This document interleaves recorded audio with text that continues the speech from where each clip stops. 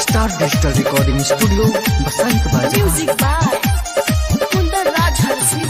त्योहार में देवे कि लालगढ़ में चले, लालगढ़ में चले ढोरी में गाल। शिवहर में देवे कि लालगढ़ में चली, है मथुरापुर के दाल तोरा ढोरी में गाल। तू शिवहर में देवे कि लालगढ़ में चली, है मथुरापुर के दाल तोरा ढोरी में गाल।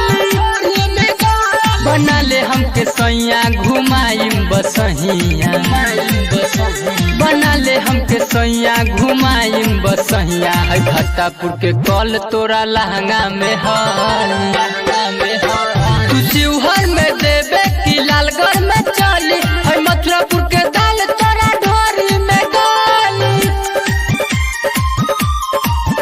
तोरा ढोरी में गाली। तू शिवहर में देवे कि लालगढ़ में चली, लालगढ़ में चली ढोरी में गाली। आज तू शाहपुर चाहे पहाड़पुर मजा मिली तो है चल गोसाईपुर। आज तू शाहपुर चाहे पहाड़पुर मजा मिली तो है चल गोसाईपुर।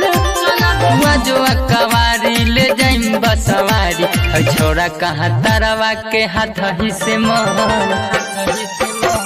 शिवहर में देवे कि लालगढ़ में चली, है मथुरापुर के दाल तोरा ढोरी में गाली।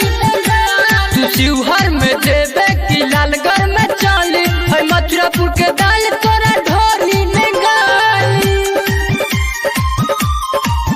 तोरा ढोरी में गाली। तू शिवहर में देवे कि लालगढ़ में चली, लालगढ़ में चली ढोरी में गाली। आज तू कोहरा छुआ पकोहरा मिंटू मनीष तो है ले जाया कोहरा। आज तू कोहरा छुआ पकोहरा जीतू आकाश तो है ले जाया कोहरा। विष्णु प्रमोद तोहरा के ना छोरी, है सुशील सिंह तोरा ढोरी के कोरा। शिवहर में देवे कि लालगढ़ में चली, है मथुरापुर के दाल तोरा ढोरी में गाली।